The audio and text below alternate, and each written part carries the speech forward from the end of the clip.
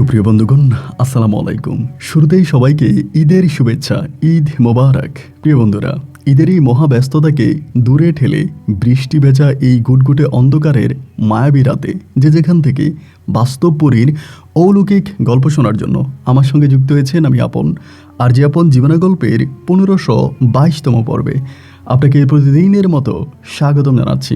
বন্ধুগণ, আজ আমি আপনাকে শোনাবো রংপুরের ভাই মোহাম্মদ সজীব হোসেনের জীবনের চরম অলৌকিক পরীর সঙ্গে ঘটে যাওয়া এক ভয়ানক বাস্তব জীবন কাহিনী। বন্ধুগণ, আজকের গল্পের টাইটেল বিয়ের আসর থেকে সজীবকে তুলে নেয় পরী। আমরা শুনেছিলাম যে বিয়ের আসর থেকে প্রেমিক প্রেমিকাকে তুলে নেয়, কিন্তু বিয়ের আসর থেকে খুদ বরকে কেনই বা পরী তুলে নিলেন? ভালোবাসার টানে না অন্য কিছু? তা শুনলে রীতিমতো আপনি অবাক হয়ে যাবেন। শুধু তুলেই নেয়নি, সজীবকে তুলে নিয়ে পরী এমন এক জায়গায় রেখেছে যে জায়গার বর্ণনা দিতে গিয়ে সজীব আবেগে আপ্লুত হয়ে গেছে। সে তার মুখের ভাষায় সে জায়গার বর্ণনা প্রকাশ করতে পারতেছিল না। আসলেই তাই, পরীদের নির্মিত জায়গাগুলো আমাদের মতো সাধারণ হয় না। তারই এক জ্বলন্ত প্রমাণ বা উদাহরণ আমি আপনাদেরকে দিচ্ছি। গত কিছুদিন আগে চট্টগ্রামের হাম্মদিয়া একটা মসজিদের সন্ধান আমি পেয়েছিলাম, যে মসজিদটা মূলত ওই এলাকার মানুষ তার হদিশ পেয়েছে আজ থেকে প্রায় 500 বছর আগে। তবে এই মসজিদটা কে নির্মাণ করেছে? এই মসজিদটা সম্পূর্ণ গায়েবী একটা মসজিদ ছিল। সেই এলাকার লোকদের মতে হয়তো জিনপরীরা এই মসজিদটা নির্মাণ করেছে। এবং কেন জিনপরীরা নির্মাণ করেছে তারা বলছে, আমি মসজিদের ভিতরে ঢোকার পরে আমি তার সত্যি জ্বলন্ত প্রমাণ পেয়েছি। কারণ এই মসজিদের ভিতরে যে ডিজাইনগুলো করা, যেই আর্টগুলো করা, এগুলো কোনো সাধারণ মানুষের পক্ষে সম্ভবই নয়। এবং কত শত বছর আগে এগুলো ডিজাইন করা হয়েছে, আর্ট করা হয়েছে, তার কোনো বর্ণনা তো আমরা কেউ দিতে পারি না। তবে এই ডিজাইন এবং আর্টগুলো এখনও মনে হয় যেন চকচক করছে, এবং দেওয়ালের যে কালার বা রংটাও যেন এই কিছুক্ষণ আগে করা হয়েছে। সেই এলাকার লোকজন বলে থাকে অবশ্যই প্রতি রাতে জিনপরীরা এসেই এই মসজিদটাকে পরিষ্কার করে। এমনও কথাবার্তা আমি সেখানকার স্থানীয় লোকদের মুখে শুনেছিলাম, যেটা পৃথিবীর ইতিহাসে এক অলৌকিক ঘটনা। কত শত বছর আগে নির্মিত এই মসজিদ, যা দেখলে রীতিমতো আপনার চোখ কপালে উঠে যাবে। আমার জীবনে দেখা সবচেয়ে আশ্চর্য এক জিনিস ছিল এই হাম্মদিয়া গায়েবী মসজিদ। আপনারা যদি দেখতে চান, ভিডিওর AI বাটনে ক্লিক করে অথবা এই ভিডিওর ডিসক্রিপশনে গিয়ে আপনারা সেই হাম্মদিয়ার আল্লাহর কুদরতি ঘরটা দেখে নিতে পারেন বন্ধুরা। এবং আজকের গল্পটা শুনবেন, গল্প শেষে ভাই সজীবকে ঠিক আপনার মতো করে একটা মন্তব্য কমেন্ট বক্সে লিখবেন। ধন্যবাদ সবাইকে। সুপ্রিয় বন্ধুগণ, আসসালামু আলাইকুম। আমার নাম মোহাম্মদ সজীব হোসেন, আমার বাড়ি রংপুর বিভাগে। বন্ধুরা, আমি আমার জীবনের গল্পটা শুরু করার শুরুতে আপনাদেরকে আমার পরিবারের সম্বন্ধে জানিয়ে রাখি। আমার পরিবারে আমি আছি, আমার বাবা আছে, মা আছে, রয়েছে আমার দাদা দাদি সহ আমার বড় 2টা বোন আর ছোট একটা বোন। আমরা টোটাল 3 বোন 1 ভাই। আমাদের পরিবারটা রংপুর বিভাগ থেকে অনেক দূরের সাগরগেশা কোনো এক ছোট্ট সুন্দর অজপাড়া গায়ের এক নিম্নবিত্ত পরিবার। আমার বাবা পেশায় ছিলেন একজন ব্যবসায়ী। না, আমার বাবা তেমন বড় কোনো ব্যবসায়ী ছিলেন না। নদীর ঘাটে আমার বাবার পান বিড়ি বিক্রি করার একটা ছোট্ট টঙের দোকান ছিলেন। এই দোকান চালিয়েই আমার বাবা এবং দাদা খুব কষ্ট করে আমাদের পরিবারটা চালাতেন। এবং আমার বাবা ছিলেন একজন প্রতিবন্ধী। ঠিকঠাক মতো করে আমার বাবা হাঁটাচলা করতে পারতেন না। আমার বাবার পায়ে ছিলেন অনেক সমস্যা, এবং শুনেছিলাম এই সমস্যা নাকি জিনেরাই করেছে। ঘাটের পাড়ে ফজরের আগে নাকি আমার বাবা কোনো কারণে গিয়েছিল, এবং সেখানেই জিনেরা আমার বাবাকে ঘাটের পানিতে ডুবিয়ে এবং বাবার পা ভেঙে ফেলে। এরপরে পা আর আমার বাবার ঠিক করা হয়নি। এই নিয়ে রয়েছে অনেক বড় ঘটনা। যাই হোক, আমি সামনের দিকে যাই।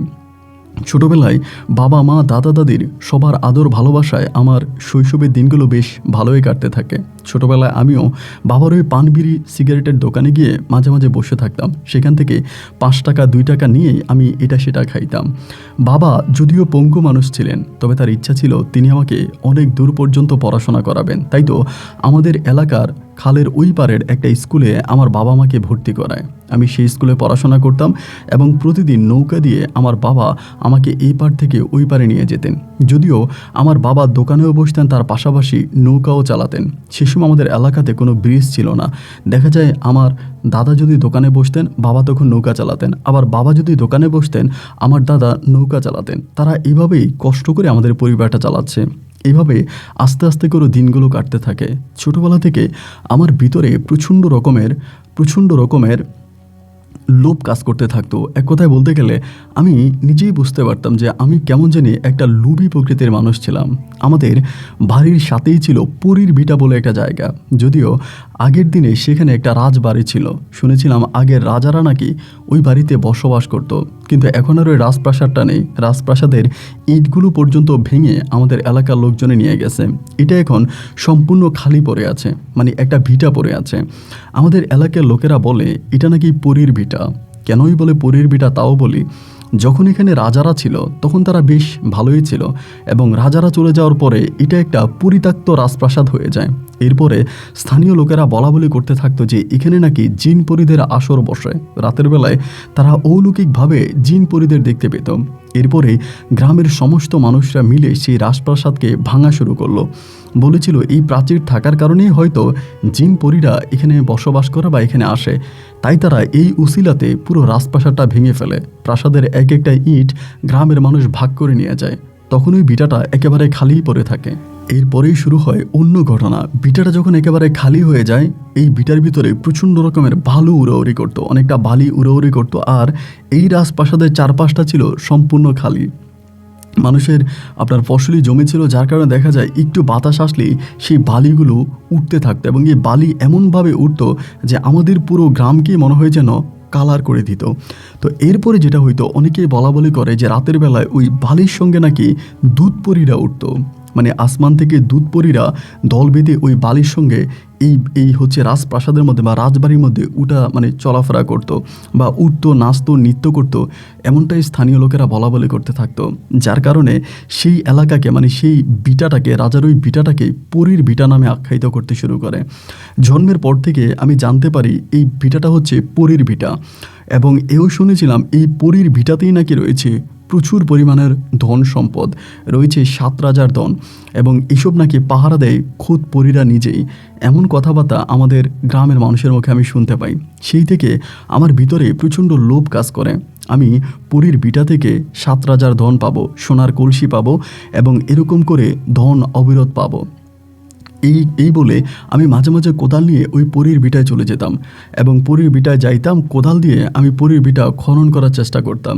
যদিও আমাদের এলাকার লোকদেরকে, মানে আমাদের এলাকার বিশেষ করে বাচ্চাদের ওই পরীর ভিটায় যাওয়া সম্পূর্ণ নিষেধ ছিল।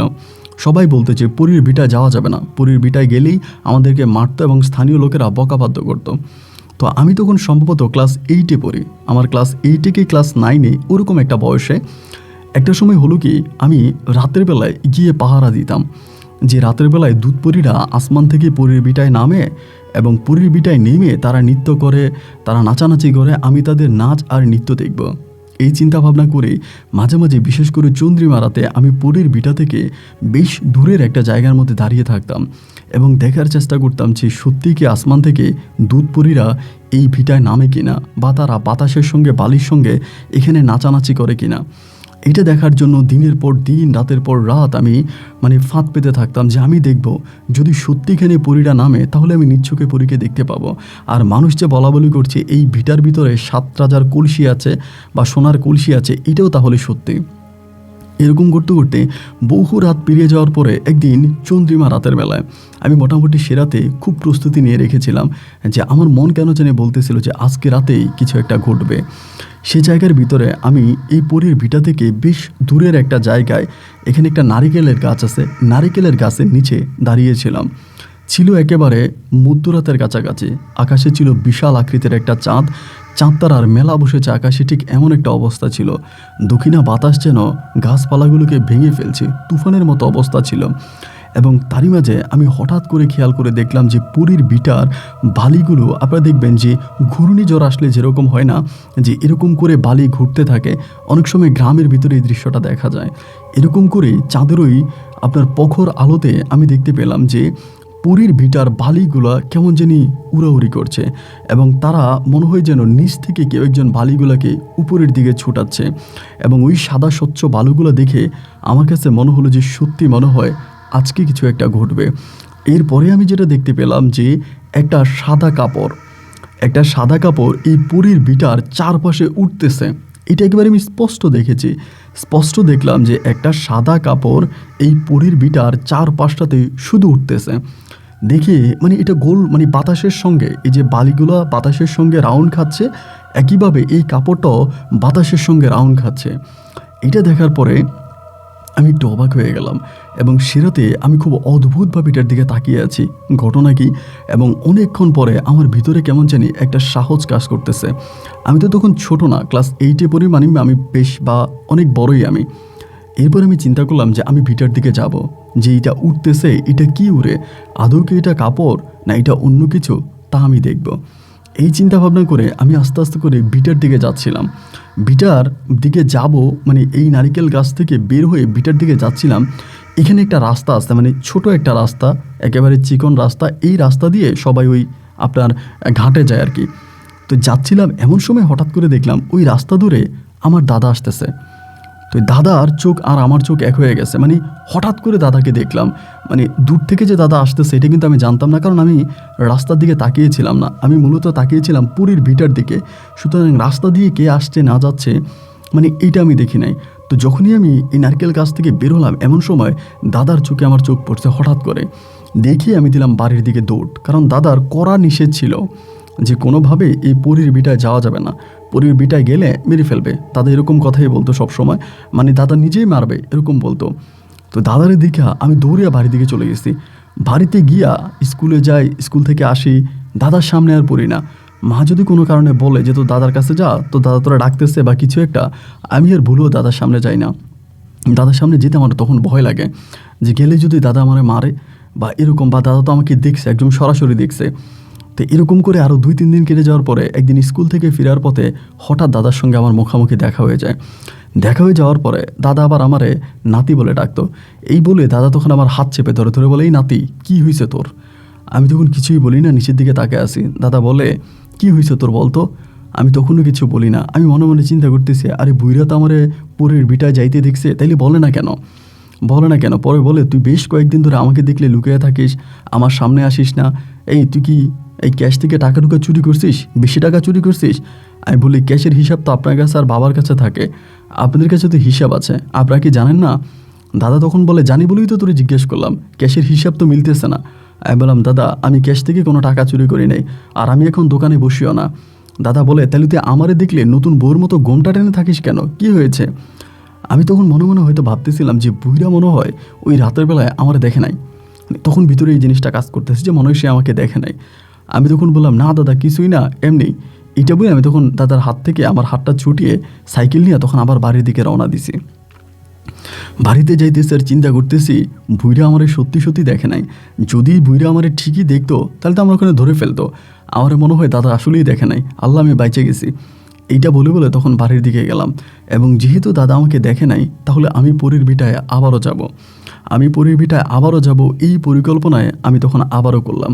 দেখা যায় এর 2 দিন পরে রাতেই আমি আবারও পুরীর ভিটায় যাওয়ার জন্য মোটামুটি প্রস্তুতি নিয়ে নিলাম যে আজকে রাতেও আবার পুরীর ভিটায় যাব এবং নিজের চোখে পুরীকে দেখব। এরপরে আমি প্রতিনিয়ত এই পুরীর ভিটায় ওই আবারও রাতের বেলায় ওই নারিকেল গাছের নিচে গিয়ে দাঁড়ায় থাকি। কত দিন যায়, কত রাত যায়, আমি পুরীটাকে আর দেখতে পাই না। মাঝে মাঝে কোদাল নিয়ে যাই, শাবল নিয়ে যাই, ওখানে গর্ত করে দেখার জন্য ভিতরে আসলেই কোনো 7 রাজার ধন বা টাকার কলসি আছে কিনা, কিন্তু তার ভিতরে আমি কিছুই দেখতে পাই না। এরকম করতে করতে একদিন হলো কি, সন্ধ্যার দিকে মানে মাগরিবের একটু পরে, মানে মাগরিবের আজান দিয়ে দিছে তার খানিকটা পরেই আমি দোকান থেকে আসতেছিলাম। আমাদের যেই দোকান আছে আব্বার ওই দোকান থেকে আসতেছিলাম, এবং দোকান থেকে আসার সময় হঠাৎ করে দেখলাম কি যে পুরীর ভিটার ওখানে ঝুনঝুন করে শব্দ হইতেছে। যখনই ঝুনঝুন করে শব্দ হইতেছে আমার কাছে মনে হলো যে আমি শুনেছিলাম পরীরা পায়ের মধ্যে ঘুঙুর বেঁধে নাচে। তো আমি তখন মনে হলো যে মনে হয় পরীরা পায়ের মধ্যে ঘুঙুর বেঁধে নাচতেছে, এরকম কিছু একটা মনে হবে। মানে আমি স্পষ্ট নুপুরের শব্দ পাচ্ছিলাম, মানে আপনার বাইজি বাড়ির নাচলে যেরকম একটা আপনার নুপুরের শব্দ শোনা যায় না, এইরকম ধরেন আপনার বড় ঘুঙুরের শব্দ তখন বাজতেছিল। তা আমি স্পষ্ট কানে শুনলাম। শোনার পরে আমি বললাম, হায় হায় রে, কত রাত এই পরীর নাচ দেখার জন্য নারকেল গাছের নিচে কাটায় দিলাম, আমি তখন দেখতে পেলাম না। আর এই দিকে মাগরিবের পরে নাচা শুরু করছে। না, আজকে পরীর নাচ আমি দেখিয়ে ছাড়বো। একথা বলে রাস্তার পাশে তখন সাইকেলটা দাঁড়া করাইলাম। সাইকেলটা দাঁড়ো করিয়ে সোজা তখন ওই পুরীর ভিটার দিকে হাঁটতে শুরু করলাম। পুরীর ভিটার ঠিক কাছাকাছি গিয়ে পৌঁছানোর পরেই মানে ভিটাতে উঠবো এমন সময় হঠাৎ করে একটা ঝড়ো বাতাস আসছে মানে ভিটার দিক থেকে, এবং ভিটার দিক থেকে ঝড়ো বাতাসটা এসেই মানে মনে হয় যেন এক মুঠো বালি আমার দুই চোখের মধ্যে ঢুকে গেছে। আমি আর চোখে কিছুই দেখতে পাচ্ছি না, মানে সামনের দিকে আর কিছুই দেখা যাচ্ছে না, এবং দেখা যাচ্ছে না দেখা আমি তখন দিছি চিৎকার। আমি আর কিছু দেখতে পাচ্ছি না, কিন্তু তখন ভয়ঙ্কর সাউন্ডগুলো শুনতে পাচ্ছি। এবার চিৎকার দিয়ে আমি এই দিক থেকে তখন এই মানে রাস্তার দিকে আসতেছি, এমন সময় সম্ভবত আমাদের কোনো এক এলাকারই এক লোক উনি আমাকে দেখে ফেলছে। দেখে এসে ধরছে, বলে সজীব কী হয়েছে রে? আমি বললাম আপনি কে? পরে জানতে পারলাম উনি আমাদের গ্রামেরই এক লোক, আমার কাকা হয়ে সম্পর্কে। আমি বললাম কাকা আমি চোখে দেখতে পাই না, আমার চোখের মধ্যে প্রচুর বালু। তারপর তিনি আমার নিয়ে সাইকেলটা নিয়ে বাড়িতে আসছে।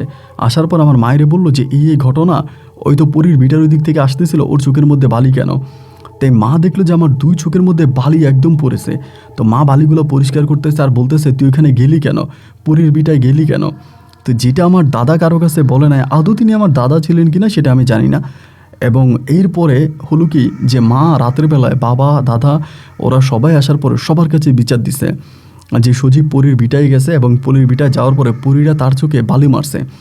আমার বাবা তো আমার উপরে মহা খেপে গেছে যে ছোটোবেলা থেকে আমি এই জিনিসগুলোর প্রতি একটু আকৃষ্ট, এগুলোর প্রতি আমার একটু টান কাজ করে। আব্বা জানতো, এবং আব্বা আমারে বারবার বলতো যে এইগুলো ভালো না, এবং এই জিনিসগুলোর প্রতি লোভ থাকলে মানুষের জীবনে ক্ষতি নেমে আসে, মানুষের জীবন ভালো হয় না, কখনো এই জিনিসগুলোর প্রতি লোভ করা যাবে না, এবং তুই যে লোভ করতেছিস এজন্য তোকে অনেক বড় পস্তাতে হবে। বাবা আমাকে এই কথাগুলো বলতো, এবং আমারে বলতেছে তুই আজকে কেনই বা পুরীর ভিটায় গেলি, কী কারণে গেলি? তোরা এত নিষেধ করি, এত বারণ করি, পুরীর ভিটায় যাইস না, পুরীর ভিটায় যাইস না, এরপরও তুই আমাদের কোনো কথায় কানে নেস না, তুই ঠিকই আজকে আবার পুরীর ভিটায় গেলি। মানে আব্বা মোটামুটি যতটুকু পারছে আমার সঙ্গে খুব খারাপ ব্যবহার করছে এবং বলে দিছে যে আমি যে তার স্কুলেই না যাই। একরকম আমার স্কুলে যাওয়াই বন্ধ হয়ে গেল। সেই সময় আমার এসএসসি পরীক্ষার সামনে ছিল, এসএসসি পরীক্ষার আগ মুহূর্তের এই ঘটনা। তো এবার আমার মা বলতেছে তো সামনে পরীক্ষা, এভাবে স্কুলে না গেলে কেমন করে হবে, ওর স্কুলে পাঠান। তা আব্বা আমার বলে দিচ্ছে যদি আর কোনো দিন তোরে পুরীর ভিটার আশেপাশে দেখি আমি কিন্তু তোরা আস্ত রাখবো না। এই সময় আমার বড় যে দুইটা বোন ছিল, বড় দুইটা বোনের বিয়ে হয়ে যায়। তখন থাকি পরিবারে আমি আর আমার ছোটো বোনটা। আর আমার আব্বা এমনি তখন খুব অভাবে থাকে, মানুষের কাছ থেকে অনেক ঋণ ফিন করছে, অনেক টাকা টুকা ঋণ করে বড় দুই বোনকে বিয়ে দিছে। আব্বার হাত তো একেবারেই শূন্য, আব্বার হাতে তখন কোনো টাকা পয়সাই নাই, মানে আব্বা খুব অভাবে আছে, অনেক অভাবে আমার আব্বা জীবনযাপন করতেছে। আব্বার মতো অভাবী মানুষ এই দুনিয়াতে আর নাই। মানে দেখা যায় যে আমরা দিনে 3 বেলা খাবারও খেতে পারি না, এবং প্রতি 2-3 দিন পর পরে কিস্তি টাকার জন্য, ধারের টাকার জন্য মানুষজন বাড়িতে আসে। ওই যে বোন বিয়ে দিতে গিয়ে আমার আব্বা ফুতুর হয়ে গেল। এরকম করেই ধরেন তখন দিন রাতগুলো কাটতেছে, আমাকে পুনরায় আবার স্কুলে যেতে দিছে। তো এবার আমি স্কুলে যাইতেছি, স্কুল থেকে আসতেছি, এভাবে প্রায় আরও আপনার অনেকগুলো মাস কি প্রায় বৎসরও কেটে গেছে। এরপরে হলো কি একটা পর্যায়ে এরপরে কিন্তু আমার সঙ্গে আর কোনো ঘটনা ঘটেনি, মানে এই ধরনের পুরীর সঙ্গে বা অলৌকিক কোনো ঘটনা আর ঘটেনি। আমি মোটামুটি সম্পূর্ণ ভালোই আছি বা সব কিছু ঠিক আছে। এবার হলো কি আপনারা হয়তো অনেকেই জানেন যে মানে স্কুলে 21শে ফেব্রুয়ারি অনুষ্ঠিত হয়, আমাদের স্কুলে মহান 21শে ফেব্রুয়ারি হয়। তো 21শে ফেব্রুয়ারি রাতের বেলায় স্কুলের ছেলেরা যা করে তারা হচ্ছে বিভিন্ন জায়গা থেকে ফুল নিয়ে আসে, কারো বাগান থেকে, এখান থেকে সেখান থেকে চুরি করে পারুক বা যে করেই পারুক তারা ফুল নিয়ে আসে, এবং ফুল নিয়ে এসে সকালবেলা শহীদ মিনার সাজানো হয়। আমি জানি না যে গোটা বাংলাদেশের এই নিয়মটা আছে কি না, বাট আমি যে স্কুলে পড়াশোনা করতাম সেই স্কুলে এই নিয়মটা ছিল। তো 21শে ফেব্রুয়ারির আগের দিন স্কুল ছুটি হওয়ার পরে বিকেল 4টা বাজে বন্ধুরা সবাই মিলে তখন একসাথে বলতেছে যে আজকে তো 21শে ফেব্রুয়ারি, সো কালকে 21শে ফেব্রুয়ারি, সো আজকে রাতে আমাদের ফুল আনতে হবে। তো সবাই মিলে বললো যে বাড়িতে গিয়ে জামা কাপড় খুলে সবাই রাত 10টার দিকে বা 9টার দিকে সবাই চলে আসবে স্কুলের মাঠে, এবং স্কুলের মাঠ থেকে আমরা ফুল চুরি করার উদ্দেশ্যে বিভিন্ন এলাকাতে যাব, ওখান থেকে ফুল চুরি করে এনে সকালে সূর্য ওঠার আগে আমরা শহীদ মিনার ফুল দিয়ে সাজিয়ে দিব। এইরকমভাবেই তখন মানে সবাই মিলে আলোচনা করতেছিল, এবং আলোচনার পরে আমি তখন বাড়িতে গেছি, ড্রেস খুলছি, খাওয়া দাওয়া করছি। আমার মা কিন্তু জানে আমি প্রতিটা 21শে ফেব্রুয়ারির সময় কাজটাই করি। তো কালকে যেহেতু 21শে ফেব্রুয়ারি, মা জানে যে আজকে আমি রাতের বেলায় ফুল চুরি করতে বেরোবো। তো মা আমারে বলতেছে যে কোথাও যাবি না, বাড়ি থেকে বের হবি না, তোর বাড়ির বাইরে যাওয়া নিষেধ। তোর আব্বা দোকানে যাওয়ার সময় বলে গেছে তোর আব্বা দোকান থেকে আইসা যাতে তোরে দেখে একসঙ্গে ভাত খাবে, তুই বাড়ির বাইরে গেলে তোর আব্বা খুব রাগ করবে, খবরদার বাড়ির বাইরে যাবি না। মা আমার এইসব বলে খুব বকাবাধ্য করতেছে, ধমকাধমকি করতেছে। আমি মায়ের আর কোনো কিছুই বলি না। এই যে মা এগুলো বলতেছে আমি মোটামুটি একেবারে চুপচাপ আছি। কারণ আমি তো জানি আমি রাতের বেলায় যাবই যাব, মা যতই বাধা দেখ যতই কিছু করুক আমি মায়ের কোনো বাধা শুনবো না, আমি রাতের বেলায় ফুল চুরি করার জন্য যাবই যাব। তো রাতের বেলা আব্বা আসছে দোকান থেকে, আব্বা আসার পরে খাওয়া দাওয়া করছি, খাওয়া দাওয়া করে শুয়ে গেছি। তখন রাত্র প্রায় আনুমানিক আপনার 10টার কাছাকাছি বেজে গেছে। এদিক দিয়ে চিন্তা করতেছি, বন্ধুরা মনে হয় সবাই চিন্তা করতেছে আমি যাই না কেন, এরা সবাই মনে হয় আমার জন্য অপেক্ষা করতেছে। রাত 10টা বেজে গেছে, তাই আমি এখনও যাইতেছি না, ওরা তো মনে হয় সবাই চলে গেছে। তো রাত 10টা পর্যন্ত আমি বসে আছি। তো 10টা পর্যন্ত আমার পরিবারের কেউই ঘুমায় নাই, এবং আস্তে আস্তে করে সবাই যখন ঘুমিয়ে গেছে এবার আমি একটু একটু করে বের হলাম। মানে আমি তো একাই ঘুমাইছি। ওইখান থেকে আমার ওই যে জানালাটা ছিল এটা ছিল আপনার, মানে আমাদের ঘরটা ছিল টিনের ঘর, এবং জানালাটা কাঠ দিয়ে করা, ওইটার মধ্যে কোনো গ্রিল ছিল না, মানে কোনো লোহার কোনো অ্যাঙ্গেল ছিল না। তো আমি কী করছি, জানালাটা খুলে ওই জানালা দিয়ে বেরিয়ে গেছি। ভাই জানালা থেকে বেরিয়ে দেখি কি আমার বন্ধুরা আমার বাড়ির উঠানের, মানে উঠান বলতে যে মানে আমাদের বাড়ির যে ঢুকা গেট আছে গেটের ওখানে দাঁড়ায় আছে। এই আমার যাওয়ার পরেই বকাবাদ্য শুরু করছে, এই তুই কি মানুষ, তোরে আমরা এই ডেট দিলাম, তুই ডেট মতো সময় মতো আসলি না কেন, আমরা তোর বাড়ি এসে কখনো এসে আমরা বিড়ালের ডাক দিতেছি, কুকুরের ডাক দিতেছি। আসলে বিড়াল কুকুরের ডাক কিন্তু আমি শুনতেছি, কিন্তু এরা যে দিচ্ছে আমি তা বুঝতে পারি নাই। আমি তখন বললাম, দোস্ত রে, আমি বেরোয়ার অনেক চেষ্টা করছি, অনেকক্ষণ ধরে বেরোয়ার জন্য ট্রাই করতেছি, কিন্তু আমার পরিবারে এরকম এরকম করে নিষেধ আছে। গত মানে ইচ্ছাকে আমার সঙ্গে এরকম একটা ঘটনা ঘটছে পরীর ভিটায়, এই জন্য আমাকে বাড়ির বাইরে যাওয়া নিষেধ। তো সবাই বলতেছে যে আচ্ছা ঠিক আছে এখন চল যাই। পরে আমরা সবাই মিলে স্কুলের মাঠে গেলাম। তো সেদিনও মোটামুটি মানে আকাশ পরিষ্কারই ছিল। স্কুলের মাঠে গেলাম, যাওয়ার পরে সবাই বসে চিন্তা করলাম মানে কী করা যায়, কোন দিকে যাওয়া যায়। এরকম করতে করতে আমাদের মানে স্কুল থেকে বেশ দূরে একটা হিন্দু বাড়ি আছে, মানে একটা হিন্দু মন্দির আছে, এবং এই মন্দিরের পিছনেই একটা বড় ফুলের বাগান আছে। তো মূলত ওই হিন্দু পাড়ায় ওই ফুলের বাগানটা তারা করছে, ওখান থেকে ফুল নিয়ে তারা হচ্ছে মন্দিরে পূজার কাজ করে। তো সেই হিন্দু এলাকার লোকেরা সবাই মিলে তারা বাইরে থেকে ফুল কিনবে না, তো মন্দিরের পিছনে তারা নিজেরাই একটা ফুলের বাগান করেছে, ওখানে বিভিন্ন প্রজাতির ফুল আছে। তো এবার আমি চিন্তা করতেছিলাম যে যেমনি হোক যেভাবেই হোক সেখান থেকে আমাকে ফুল চুরি করতে হবে। আমি ওই জায়গা থেকে ফুল চুরি করেই এরপরেই মানে আমরা এই মানে শহীদ মিনারে ফুল দিব। তো বন্ধুরা সবাই মিলে সিদ্ধান্ত নিলাম যে ওখানে যাব। তো কেউ কেউ ভয় পাচ্ছে, মানে অনেকেই বলাবলি করে, মানে আমার বন্ধুদের মাঝে অনেকে বলাবলি করে যে ওই পাড়ায় যাওয়া যাবে না, ওইখানে নাকি মানে জিনেরা থাকে, মানে জিন পরি থাকে, বিশেষ করে পরীরা থাকে, যে ওই ফুলের বাগানে পরীরা থাকে, এবং এই ফুলের বাগান নাকি পরীরা পাহারা দেয়, হিন্দু পরীরা নাকি পাহারা দেয়, এরকম করেও বলতেছে, মানে সবাই বলাবলি করতেছে। তো আমি বললাম যে তুই কী বললি, হিন্দু পরীরা পাহারা দেয়, এটা কোনো কথা নাকি? বলে হ্যাঁ ওখানে হিন্দু পরী আছে, এবং আমাদের তো ছোটো ভাইরা আছে যারা এই মানে ওই পাড়ার স্কুলে পড়তো, ওরা অনেকেই বলে তারা নাকি সন্ধ্যা আরতির পরে তারা গেলে দেখতো যে ফুলের বাগান থেকে ফুল এনে পরীরা হচ্ছে মন্দিরে পূজা দিচ্ছে, অনেক সময় পরীরা ফুলের বাগানে বিচরণ করতেছে, এরকম অনেক দৃশ্যই নাকি আমাদের মানে ওই হিন্দু পাড়ার ছেলেমেয়েরা দেখেছে, তারা আমাদেরকে জানাইছে। তো এছাড়া আর অন্য কোথাও কিন্তু ফুলের কোনো ভালো ব্যবস্থা নাই। যদি সত্যিই ফুল আনতে হয় তাহলে এই হিন্দু পাড়াতেই যেতে হবে, একমাত্র সেখান থেকেই আমরা ভালো ফুল আনতে পারবো। এছাড়া আর অন্য কোথাও গিয়ে ফুলের কোনো ভালো অতটা ভালো ফুল পাওয়া যাবে না। তো সবাই মিলে তখন চিন্তা ভাবনা করতেছি কী করা যায়, এখানেই যাব, ওইখান থেকেই ফুল আনবো, একজন আরেকজনের সাথে কথা বলি। এমন করতে করতে আমি বলেই বসলাম যে আমরা এরকম আলোচনা করতে করতে একটু পরে সূর্য মামা উঠে যাবে, আর বাচ্চারা সবাই শহীদ মিনারে এসে দেখবে যে শহীদ মিনারে কোনো ফুল নাই। সো এটা তো হতে পারে না, চল এত আলোচনা সমালোচনা করে লাভ নাই, যেটা করার সেটা আগে করতে শুরু করি। তো সবার সঙ্গে তখন চিন্তা ভাবনা করে আমরা তখন রওনা দিলাম যে না ঠিক আছে যাই। আস্তে আস্তে করি, তখন মধ্যরাতেরও প্রায় পর হয়ে গেছে, 1:30 কি 2টোর মতো বেঁচে গেছে। সবাই মিলিয়ে তখন এই হিন্দু পাড়ার ওই ফুলের বাগান থেকে বেশ খানিকটা দূরে গিয়ে দাঁড়াইছে। দাঁড়ানোর পরে সবাই দাঁড়ায় গেছে, দাঁড়িয়ে গেলে কেন, চল ভিতরে যাই। বাকিরা বলতেছে না দোস্ত, আমার ভয় করতেছে, আমি যাব না। আমরা টোটাল বন্ধুরা ছিলাম ওখানে প্রায় 11 জনের মতো। তো 11 জন পোলাপাইন তো আর মানে কম না। তাই আমি বললাম আমরা 11 জন যদি একসাথে ঢুকি, ওখান থেকে ফুল আনতে আমাদের সময় লাগবে 5 মিনিট। 11 জন পোলাপাইন যদি ঢুকি বাগানে, তা বাগানে আর ফুল থাকবে? চল সবাই মিলে ঢুকি।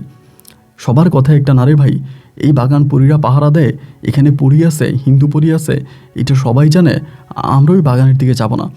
মানে মোটামুটি সবাই আমাকে নিষেধ করতেছে।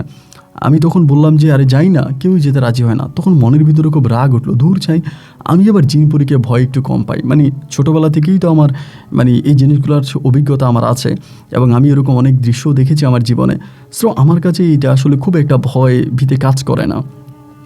মানে আমি মোটামুটি ভয় পাই না। তো আমি বললাম যে ধুর, তোরা কি যাবি নাকি যাবি না, তোরা কি ঢুকবি নাকি ঢুকবি না? ওরা বলতেছে না দোস্ত, আমরা ঢুকবো না, আমাদের ভয় লাগে। তাই আমি বললাম ঠিক আছে, তোদের যদি ভয় লাগে তাহলে তোদের ঢোকার দরকার নাই, তোরা এখানেই থাক, আমিই ঢুকি। তো ওদেরকে ওইখানে রাইখা আমি তখন একা একাই এই ফুলের বাগানে ঢুকলাম। তো মানে এটা মোটামুটি আপনার রাস্তা আছে, রাস্তার পরে হচ্ছে ফুলের বাগানটা, এবং বাগানটার পরে হচ্ছে মন্দিরটা, মন্দিরের পরে হচ্ছে হিন্দুপাড়া। তো জায়গাটা এরকম ছিল। তাহলে আমি কী করলাম, আস্তে আস্তে করে বাগানটার খুব কাছাকাছি গিয়ে পৌঁছাইলাম। বাগানটার কাছাকাছি পৌঁছানোর পরেই আমার কাছে কেন জানি মনে হচ্ছে যে ভিতরে মনে হয় কেউ একজন হাঁটা চলা করতেছে। মানে মানুষ হাঁটলে যেরকম একটা একটু শব্দ হয় না, এরকম করে শব্দ হইতেছে। এবার এটা কিন্তু আপনার এই চারপাশে আপনার করা, মানে এই বুক পর্যন্ত দেওয়াল দেওয়া, মানে ওয়াল করা, এবং ওয়ালের উপর দিকে হচ্ছে উঠতে হবে। গোলাপ আছে, রজনীগন্ধা আছে, বিভিন্ন ধরনের ফুল আছে, একসঙ্গে ফুটে আছে দেখা যাচ্ছে। দেওয়ালের পাশে যাওয়ার পরে বন্ধুদের দিকে তাকালাম, তাকিয়ে দেখলাম একটাও নাই। মানে ওরা যে ওইখানে দাঁড়াই ছিল, আমি আসার পরে ওরা সবাই চলে গেছে। মানে ওরা খুব ভীতু ছিল, মানে আমার ফ্রেন্ডগুলো সবাই মোটামুটি বেশ ভীতু ছিল। আমি এখানে আসার পর তারা সবাই চলে গেছে। তো আমি এই দেওয়ালের কাছে এসে চিন্তা করতেছি ভিতরে যাবো কি যাব না। একবার ভাবতেছি যাই, গিয়ে ফুল নিয়ে আসি। আবার মনে হলো ওরাও চলে গেছে, আবার ভিতরেও কে জানি হাঁটা চলা করতেছে, না থাক, যাবই না। মানে এই চিন্তা করে আমি দেওয়াল থেকে পিছ দিয়ে মানে চলে যাচ্ছিলাম। পরে আবার নিজে নিজে চিন্তা করলাম চলে যাব, গেলে জানি কেমন হয়, না যাই ভিতর থেকে ফুল নিয়ে আসি, এবং ভিতরে ঢুকবো না, প্রয়োজনে দেওয়ালের মানে পাশে যে ফুলগুলো পাবো ওইখান থেকে ফুল আনবো। তো দেওয়ালের মানে বাইরে থেকে হাতে টানা দিয়ে ফুল পাওয়া যায় না। পরে চিন্তা করলাম ধুর ছাই, যা আছে ভাগ্যে তাই হবে, আমি ফুল আনবই। এটা ভেবে এবার তখন দেওয়ালের উপর দিয়ে মানে দেওয়াল বেয়ে টপকিয়ে তখন ওই পারে এসেছি।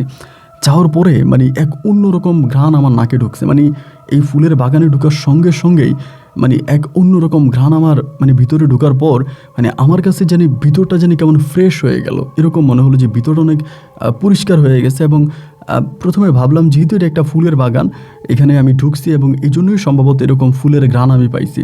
তবে এটা কোনো ফুলের ঘ্রাণ ছিল না, যে ঘ্রাণটা আমার নাকে আসছে এইটা স্বাভাবিক কোনো ফুলের ঘ্রাণ ছিল না, এটা অন্য কোনো ঘ্রাণ ছিল, আমি যেটা বুঝতে পারছি পরে। তো এই বলে আমি তখন ফুল ছিঁড়তে শুরু করলাম। ফুল ছিঁড়তেছি, অনেক ফুল ছিঁড়ে ফেলে মাছ বাগান বরাবর চলে গেছি, মানে মধ্য বাগান বরাবর চলে গেছি। এবং ওখানে যাওয়ার পরেই এবার আমি মানে অনেক ফুল দিছি। আমার কাছে যে ব্যাগ ছিল, ব্যাগ পুড়ে গেছে। আর এই বাগানটাও বেশ বড় ছিল। তারা পূজা দেওয়ার পাশাপাশি বিভিন্ন ধরনের মন্দিরে এখান থেকে ফুল সাপ্লাই করতো। মানে এই পাড়ায় বা এই মহল্লায় যত মন্দির ছিল, মোটামুটি সমস্ত মন্দিরে এখান থেকে ফুল নিয়ে যাইতো। তো এই জন্য এই ফুলের বাগানটা বেশ বড়ই একটা বাগান।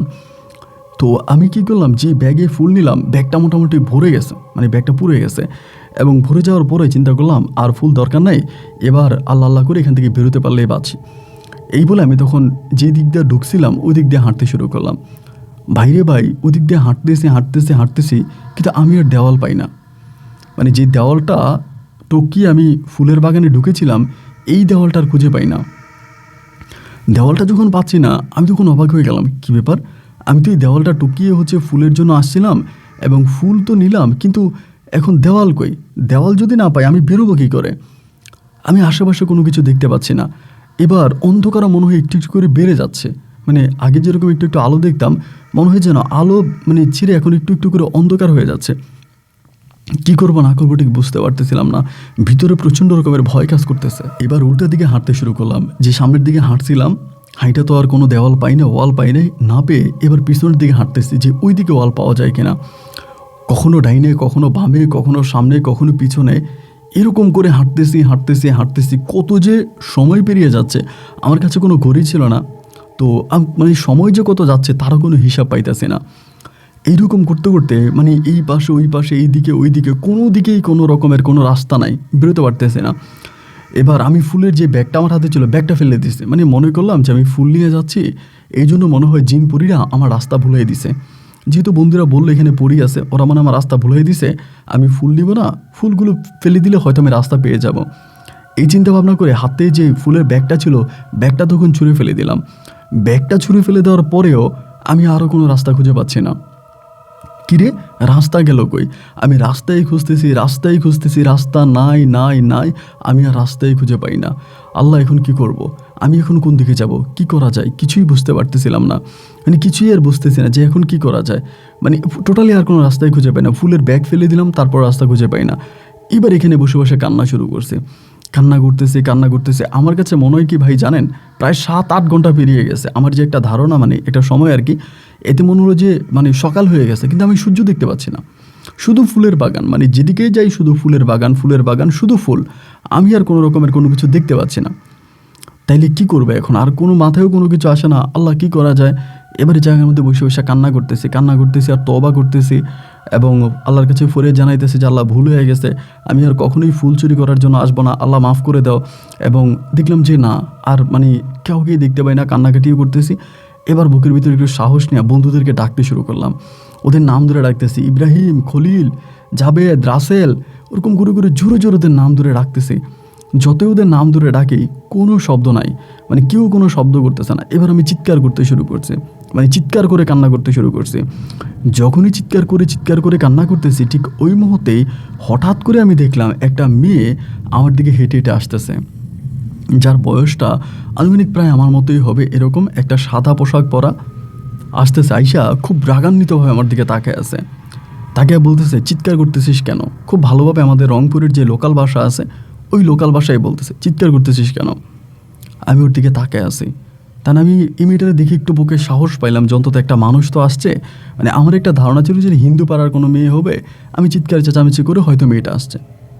পরে আমি বললাম, আমি তো এখানে ফুল নেওয়ার জন্য আসছিলাম, আমাদের স্কুলে আজকে শহীদ মিনারে ফুল দিব 21শে ফেব্রুয়ারি, এই হিসেবে ফুল নিতে আসছিলাম। এখন আমি তো কোনো রাস্তা খুঁজে পাচ্ছি না, আমাকে একটু রাস্তাটা দেখাই দেন, আমি চলে যাব। তো আমারে বলতেছে, তুই জানোস না এটা একটা হিন্দু পাড়া? আমি বললাম, জানি। তারপর, তুই জানিস না এই বাগানের ফুল দিয়ে মন্দিরে পূজা দেওয়া হয়? আমি বললাম, হ্যাঁ, তাও জানি, বাগানের ফুল দিয়ে মন্দিরে পূজা দেওয়া হয়। তা এটা জানার পরও তুই বাগানে ঢুকলি কেন? আমি তখন বললাম, দেখেন, আমার ভুল হয়ে গেছে, আমি আপনার কাছে ক্ষমা চাই, আমি আর কখনোই আসবো না। আপনি আমাকে যেই শাস্তি দেন আমি সেই শাস্তি মাথা পেতে নিব, এবং প্রয়োজনে আপনি কালকে আমাদের স্কুলে গিয়ে আমাদের স্যারদের কাছে বিচার দিয়েন, আমার স্যারের কাছে বিচার দিয়েন, তারপর আমাকে যেতে দেন, আমি আপনার পায়ে ধরি, আমাকে যেতে দেন। এই পায়ে ধরি বলি আমি হঠাৎ করে তার পায়ে যখন ধরতে গেলাম, মানে আমার কাছে মনে হলো একটা বাতাস, মানে ওর পায়ে যখন আমি ধরতে গেলাম মনে হলো যেন আমি একটা বাতাসের মধ্যে হাত দিয়েছি। আমি চোখে যে দেখতে পাচ্ছি একটা মানুষের পা বা একটা মানুষের জামা, কিন্তু হাত দিয়ে ধরতে গেলে দেখেছি কিছুই নেই। তখন ওই সময় অনুভবটা বুঝতে পারিনি, না বুঝে দাঁড়ায় গেছে। দাঁড়া যাওয়ার পরও বলতেছে, এখান থেকে যাওয়া যাবে না। আমি বললাম, এটা আপনি কি বলেন? এখান থেকে যাওয়া যাবে না, এটা কেমন কথা বলতেছেন? বলে, হ্যাঁ, এখান থেকে যাওয়া যাবে না, এখানে আসা যায়, এখান থেকে যাওয়া যায় না। আমি বললাম, দেখেন ম্যাডাম, আমার ভুল হয়ে গেছে, আমি অপরাধ করে ফেলেছি, আমি তো আপনার কাছে বারবার ক্ষমা চাচ্ছি, আপনি যা বলেন আমি তাই করব। প্রয়োজনে আপনি সকালবেলা আমাদের স্কুলে গিয়ে আমাদের শিক্ষকের কাছে পর্যন্ত বিচার দিয়েন, তারপরও আপনি আমাকে যেতে দেন, আমি প্লিজ যেতে চাই। এবং উনি বলে, তুই এখান থেকে যেতে পারবি না, এখানে যাওয়ার কোনো রাস্তা নাই, তুই কিছু খাবি? তখন কিন্তু আমার খুব খিদা লাগছে, মানে এত ক্ষুধা লাগছে যা বলার মতো না। আমি বললাম, জি, আমি খাবো। তো এই বলার পরে সে আমার অনেকগুলো ফল আইনা দিল, মানে এরকম করে ভিতরে গেল, গিয়ে ফল আইনা দিছে।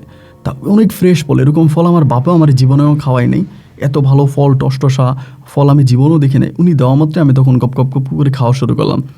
ফলগুলো মোটামুটি খাইলাম। খাওয়ার পরে আমি বললাম যে, আমার তো ভুল হয়ে গেছে, আপনি এবার আমার যাইতে দেন। উনি বলে, এখান থেকে যাইতে পারবি না, এখান থেকে যাওয়ার কোনো রাস্তা নাই, এখানে আসা যায়, এখান থেকে যাওয়া যায় না। আমি বললাম, কি বলেন? এটা তো একটা হিন্দু পাড়া, আমি তো এই পাশেই যে স্কুলটা দেখতে পাচ্ছেন, আমি স্কুলের নাম বললাম যে আমি স্কুলের ছাত্র, আমি স্কুলে পড়াশোনা করি।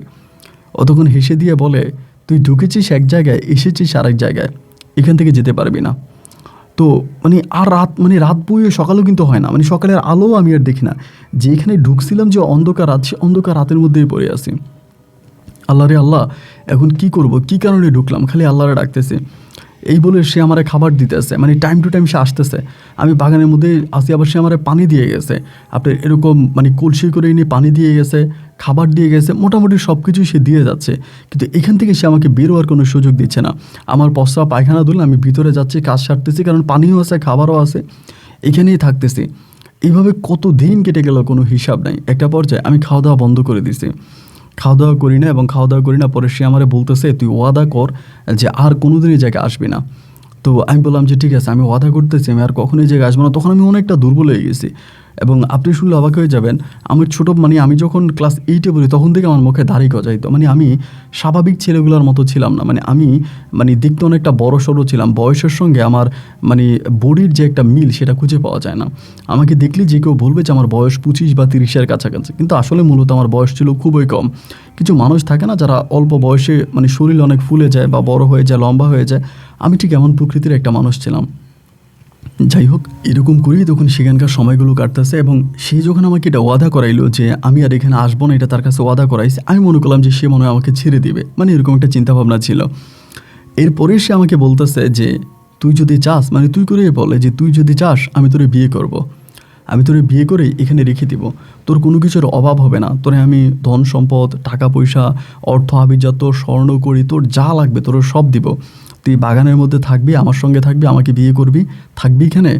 এই হেসে হেসে কিন্তু বলতেছে না, মোটামুটি খুব সিরিয়াস হয়েই বলতেছে। আমি তখন তার মুখের দিকে তাকিয়ে মুখে আমার মুখ দিয়ে মানা করতেছি যে না।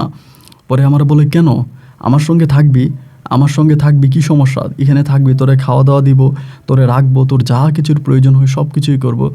এই যে সে আমাকে কথাগুলো বলতেছে ভাই, আমি একেবারে স্বাভাবিক একটা মানুষের মতো কথা বলতেছে।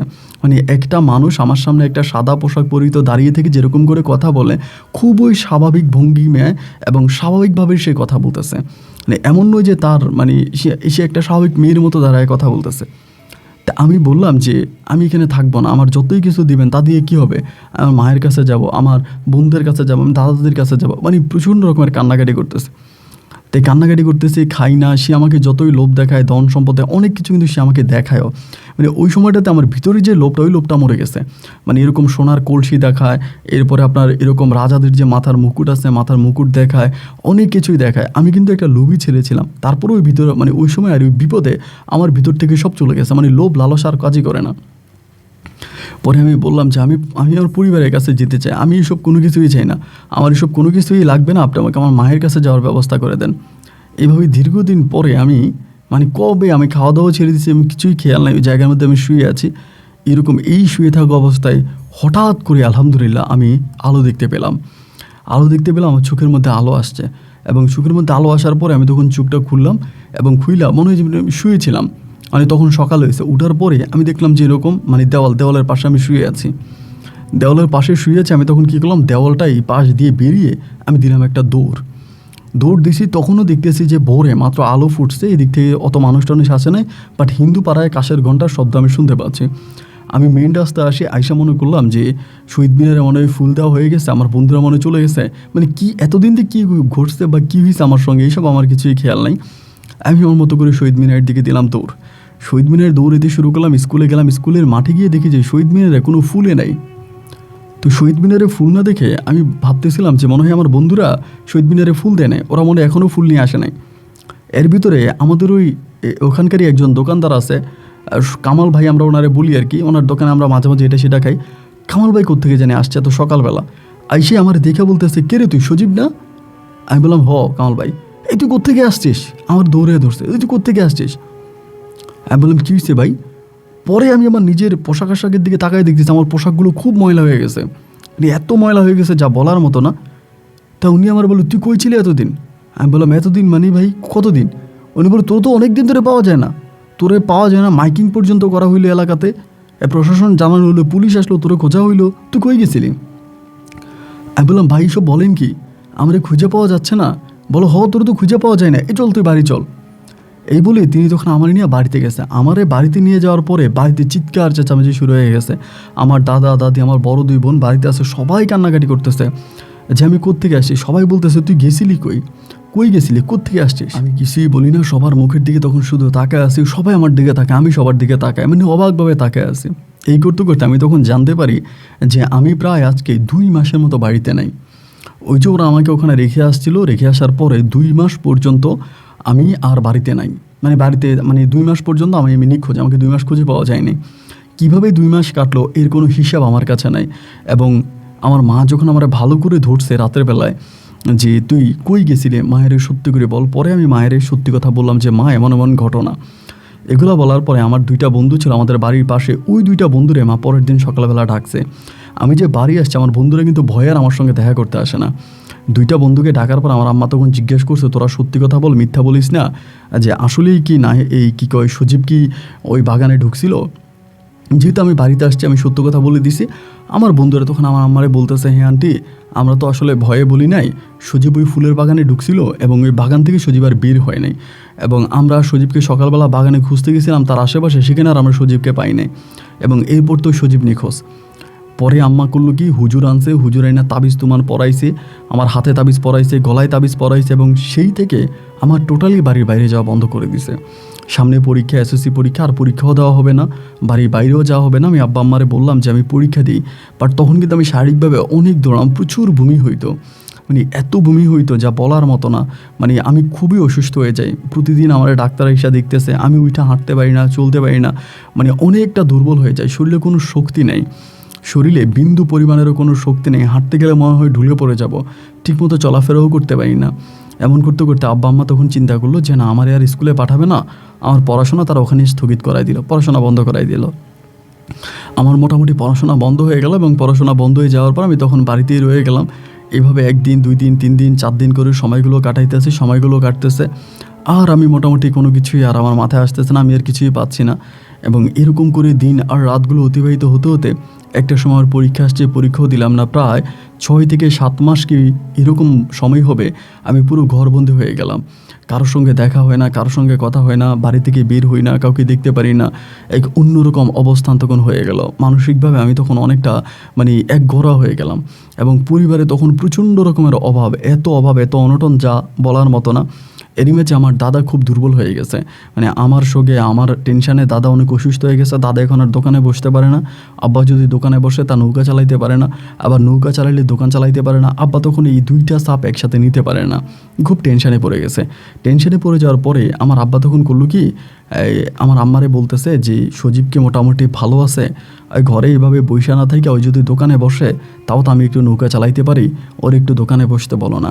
আম্মা বলে ও তো আছে মোটামুটি, এখন যাবে কিনা। আম্মা যখন আমারে বললো আমি এক বাক্যে রাজি হয়ে গেলাম, কারণ এই ঘরের ভিতরে বইসা থাকতে থাকতে না ভাই ধুমটা বন্ধ হয়ে যাচ্ছিল, নিঃশ্বাস নিতে পারতেছিলাম না।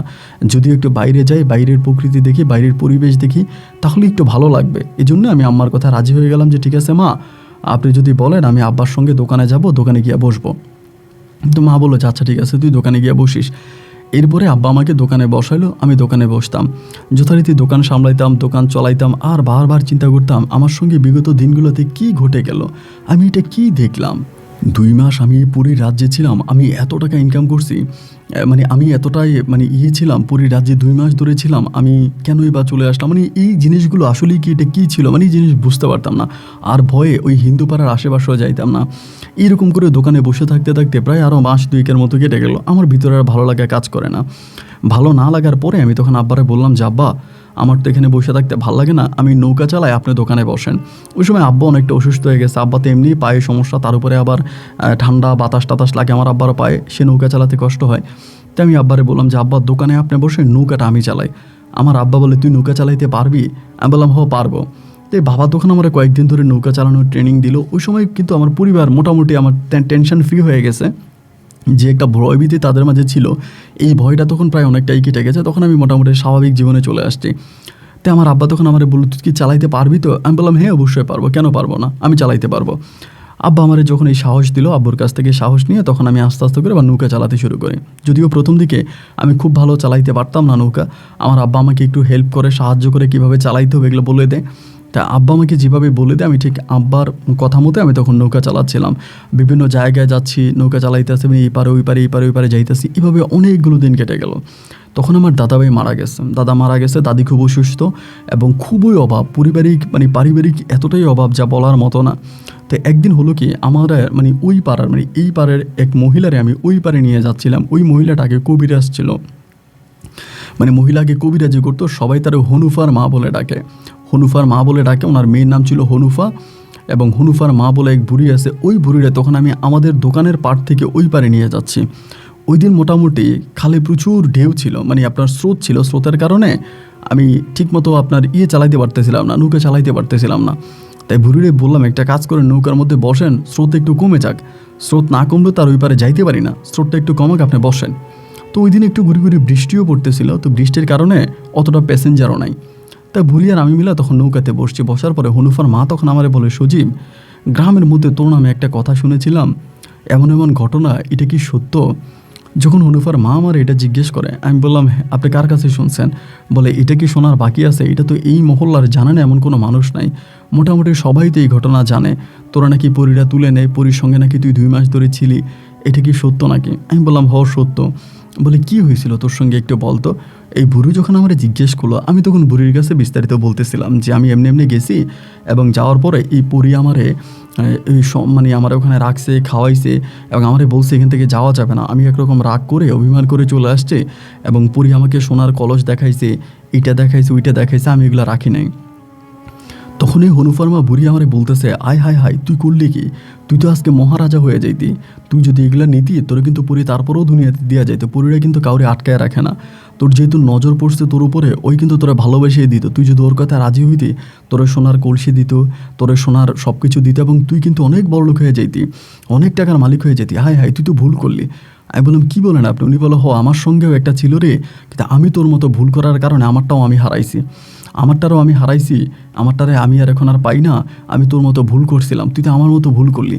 আয় হায় হায়, তুই তো অনেক বড় লোক হয়ে যেতি, তুই এগুলো করলি কেন? তুই একটা কাজ কর, তুই এটার আবার ডাক, এটারে মনে মনে ডাকলি দেখবি ওইটা আসবে, যদি আসে তুই সব কিছুর মালিক হয়ে যাবি। এই বলতে বলতে নদীর স্রোতও তখন, মানে খালের স্রোতও তখন প্রায় কমে গেছে। আমি বললাম, চলো না আপনি ওই পারে দিয়ে আসি। বুড়ির ওই পারে দিয়ে আইতেছে, আর বুড়ি আমারে বারবার বলতেছে, এই ভুল কিন্তু আর করিস না, এই ভুল কিন্তু আর করিস না, তুই যেমনে পারস ওইটার আয়ত্তে নিয়ে আয়, ওইটা তোর আয়ত্তে আসলে তুই বড়লোক হয়ে যাবি, তুই কোটি টাকার মালিক হয়ে যাবি, তুই সম্পত্তির মালিক হবে। এই কথা বলার পরে বুড়ির ওই পারে নামাই দিয়া বসে বসে চিন্তা করতেছি। একটা বট গাছ ছিল, বট গাছের নিচে বসে বসে চিন্তা করতেছি, পুরীটা তো আমার কাছে আসতে পারতেছে না, বিকজ আমার হাতে তাবিজ আছে। এই তাবিজগুলো থাকার কারণেই মনে হয় ও আমার কাছে আসতে পারে না। আমি তাবিজগুলো খুইলা ফেলি, দেখিও আমার কাছে আবার আসে কিনা। যদি আমার কাছে আবার আসে, তাহলে তারে আমি বুঝে শোনে কোনো রকমে তার কাছ থেকে আমি সোনার কলসিটা নিয়ে নিব। যদি ওই কলসিটা আমি পাই, তাহলে আমি ওইটা বিক্রি করে অনেক টাকার মালিক হয়ে যাব। এই চিন্তাভাবনা করে আমার হাতের যে তাবিজটা ছিল, ওই তাবিজটা আমি তখন খুলে ফেললাম। হাতে তাবিজ ছিল, কোমরে তাবিজ ছিল, দোনোটা তখন খুলে ফেলি ওই বট গাছের নিচেই। খুলে ফেলার পরে আমি স্বাভাবিক মানুষের মতো তখন চলতেছি, ঘাটে যাইতেছি, ঘাট থেকে আসতেছি, চলতেছি, ফিরতেছি, কিন্তু এইটারে আর আমি আর পাই না, কোনোভাবেই এটারে আর আমি পাই না। এবং মনে মনে শুধু এটারে জপতেছি, আল্লাহ যদি কোনোভাবেই এই পরীটা আমার কাছে আবারও আসে, পরীটার সঙ্গে যদি আমার কোনোভাবে আবারও দেখা হয়ে যায়, তাহলে আমি অনেক টাকার মালিক হয়ে যাব। ও কথা যাতে পরীটা আসে, বারবার মনে মনে এটাই জপতাম যাতে পরীটা আমার লাইফে আবারও আসে। কিন্তু দুঃখের বিষয় হচ্ছে পরীটা আর আমার কাছে আসে নাই, আমি তাকে দেখতে পাই নাই। এইভাবে প্রায় মাস 6 মতো কেটে যায়। মাস 6 কেটে যাওয়ার পরে একদিন সন্ধ্যার দিকে, মানে মাগরিবের পরে আমি নৌকা বন্ধ করে দেব, এই সময় হঠাৎ করে এক হুজুর আসছে, সাদা পাঞ্জাবি পরা অবস্থায়, এবং দেখতে কিছুটা আপনার ভান্ডারি টাইপের, মাথার চুলগুলো একটু লম্বা টাইপের। আইসা আমারে বলতেছে যে, মাঝি আমি ওই পারে যাবো, একটু নামাই দিয়ে আসো। আমি বললাম, না, নৌকা বন্ধ করে দিছে, আজকে আর ওই পারে যাবো না। উনি বলতেছে, আমার আত্মীয়র বাড়ি আছে, আমার আত্মীয়র বাড়ি যাবো, অনেক দূর থেকে আসছি বাজান, যদি না যায় তাহলে কেমন হয়, আমার একটু নামাইয়া দাও। পরে আমি বললাম যে আচ্ছা ঠিক আছে। এরকম করেই যেহেতু লোকটা বলতেছে, আমি তখন তারে উঠাইলাম। উঠানোর পরেই তিনি তখন করলো কি, ওইখানে উঠাই তিনি কেমন করে জানি তবজি গুনতেছে, এবং একটু মানে অন্যরকম একটু অলৌকিক বা কবিরাজ টাইপের। পরে আমি ওনারে বললাম যে, আপনি কি কবিরাজ? মানে নৌকা চালাইতে আসতে বলতেছে। বলে, না, তবে আমার সঙ্গে একজন আছে, উনি হঠাৎ করে মাঝে মাঝে আমার কাছে আসে। পরে আমি বললাম, ওইটা কি জিন? পরে বলে, না, এরকম কিছু না, তুমি নৌকা চালাও। আমি বললাম, আপনার সঙ্গে আমি একটা কথা বলবো, যদি আমার কথাটা একটু শোনেন। বলে, হ্যাঁ, কী বলবা বলো। আমি বললাম, তখন আমার ঘটনাটা তারে বললাম। বলার পরে আমি বললাম, আমি পুরীটার জন্য অপেক্ষা করি, পুরীটা তো আমার কাছে আর আসে না। তিনি তখন বলে, পুরীর কি ডাকলেই পাওয়া যায়? ওই কি ডাকলেই আসে? আমি বললাম, ডাকলে তো আসে না জানি, তাইলে কিভাবে আসবে? ওই লোকটা তখন আমাকে 2টা আমল শিখিয়ে দেয়। রাতের বেলায় 2টা আমল করতে বলে, এবং বলে এই 2টা আমল করো, এবং এই 2টা আমল করলে 1 সপ্তাহের মধ্যেও তোমার সঙ্গে দেখা করবে। যদি সে আসতে চায় তো 1 সপ্তাহের মধ্যে তোমার কাছে আসবে, মানে তোমার ডাকটা তার কানে পৌঁছাবে। তো সে আমাকে সহজ সরল মানে 2টো আমল আমার শিখিয়ে দিল রাতের বেলায় করার জন্য। এবার আমি করলাম কি, রাতের বেলায় আমল 2টা করতে শুরু করলাম। এই আমলটা করার প্রায় 3 দিনের মাথায় আমি এটাকে প্রথমে স্বপ্নদৃষ্ট দেখতে পেলাম, মানে স্বপ্নের মাধ্যমে দেখতে পেলাম। এবং সেম একইভাবে আমি আজ থেকে বহু বছর আগে তারা ওই হিন্দু ফুলের বাগানে যেমন দেখলাম তেমনই তাকে দেখতে পাইছি। সে মানে আমার স্বপ্নে সে আসছে। আসার পরে আমি তার সঙ্গে কথা বললাম, এবং স্বাভাবিকভাবেই কথা বললাম। সে আমারে বলল যে কেন ডাকতেছো আমারে কেন ডাকো? আমি বললাম আমার পারিবারিক অনেক অভাব, আমি প্রচুর অভাবে আছি, আমি তোমার সঙ্গে একটু দেখা করতে চাই, তোমার সঙ্গে কথা বলতে চাই। ও আমারে বলে তুমি তো আমাকে দেখলে ভয় পাবা। আমি ভয় পাবো না, আমি স্বাভাবিকভাবে তোমাকে দেখতে চাই। এই কথা বলার পরেই এই ঘটনার প্রায় পরের দিনে যে রাতে আমি আমলটা করতেছি, আমল করতে করতে করতে করতে হঠাৎ করে আমি তারে ওই রূপে আবারও দেখতে পেলাম আমার ঘরের ভিতরে। আমি যেই রুমে আছি ওই রুমেই আমার সামনে এসে একেবারে নামাজের মতো করে মানুষ যেভাবে বসে, মহিলারা বসে, এই নামাজের মতো করে আমার সামনে এসে বসছে একটা সাদা পোশাক পরা অবস্থায়।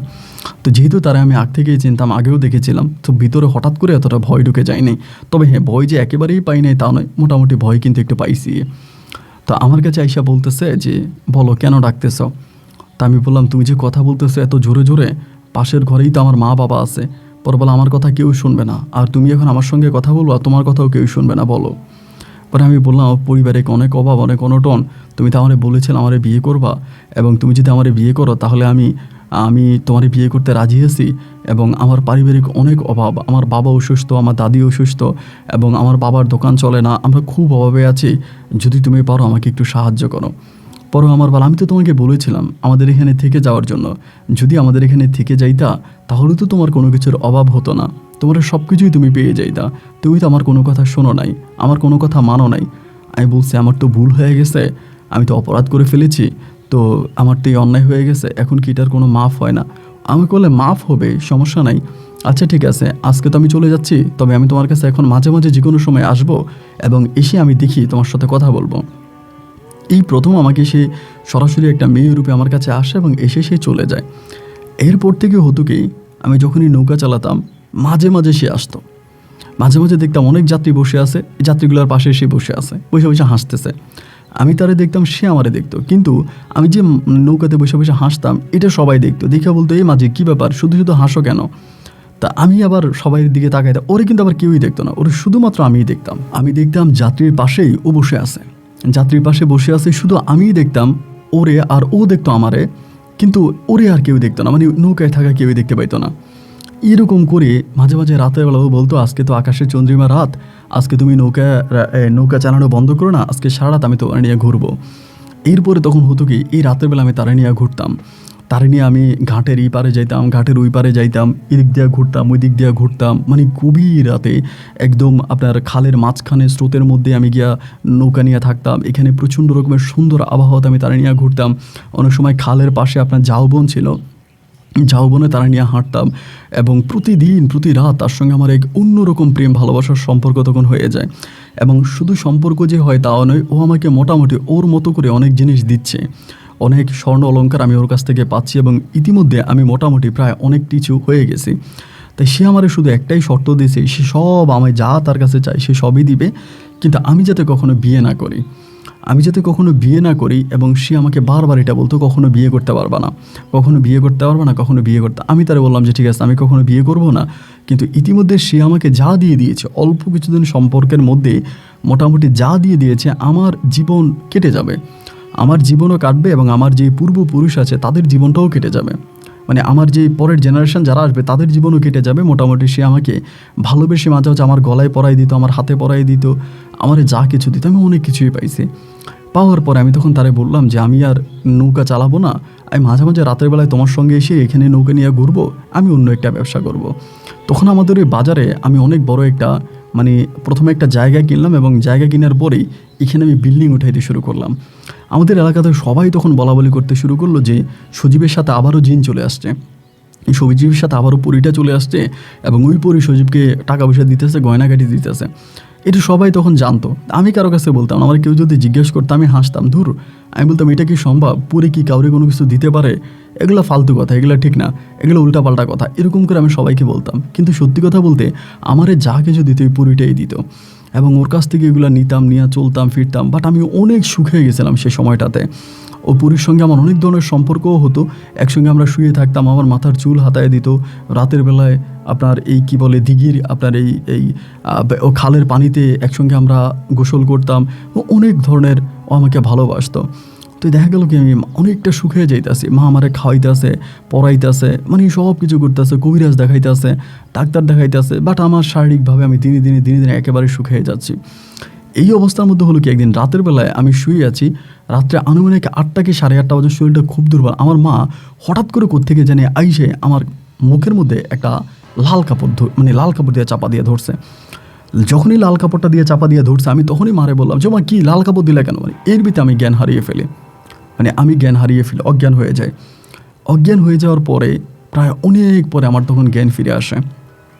জ্ঞান ফিরে আসার মতো আমি স্বাভাবিকভাবে বসার পর আমি সকালবেলা তখন প্রায় 10টা-11টা বেজে গেছে। আমাদের আত্মীয় স্বজন, আমার বড় বোন, এরপরের বোন, আমার ছোট বোনের শ্বশুরবাড়ি, মেহমান অতিথি সবাই তখন আমাদের বাসায়।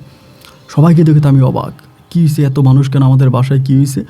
তখন আমি দেখতে পাচ্ছি আমার হাতের মধ্যে, আমার হাতের ঠিক এই পাশটায় একটা কাটা দাগ, রক্ত বেরিয়েছে কাটা দাগ, এবং আমার শরীরটা খুব দুর্বল।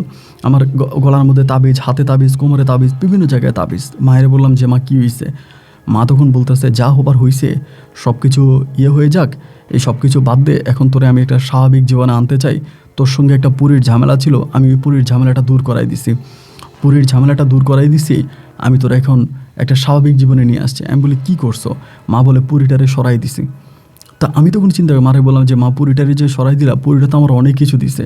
মা তখন বলে, হ্যাঁ, পুরী তোর অনেক কিছু দিয়েছি, এটা সত্য, কিন্তু এরপরে পুরী তোকে দিত না, পুরী তোর কাছ থেকে নিয়ে যাইতো। আমি বললাম, কী নিয়ে যাইতো বলো? তোর জীবনটাই নিয়ে যেত, হয় তোরই নিয়ে যেত, নয় তোর জীবন নিয়ে যাইতো। পুরী তোর অনেক ক্ষতি করতো, এই কারণে আমি সব কিছু বন্ধ করাই দিছি, এবং এই পুরীটা আর তোর কোনো ক্ষতি করতে পারবে না, এখন থেকে তুই স্বাভাবিকভাবে থাকবি। পরে আমি বললাম যে মা, এটা তুমি কি করলা?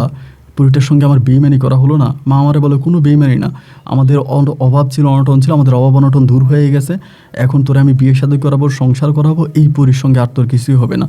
আমি বললাম, মা, পুরীটা আমারে বলছে কখনো বিয়ে না করার জন্য। আমার মা বলে, কারোর সঙ্গে পুরী যদি থাকে, এই পুরী সবসময় এটাই বলে, কখনো বিয়ে করা যাবে না। তুই কি সারা জীবন বিয়ে করা ছাড়া থাকবি? এটা কি কোনো কথা? তোর আমি অবশ্যই বিয়ে করাবো। তা আমি আসলে কোনোভাবেই বিয়ে করার জন্য রাজি না, মাকে মানা করছে যে না, আমি বিয়ে করব না। এরপরও মা তখন করলো কি, আমার জন্য মেয়ে খোঁজাখুঁজি করতে শুরু করলো। তো আমাদের পাশের গ্রামের এক মেয়ে, নাম হচ্ছে নাহিদা আক্তার।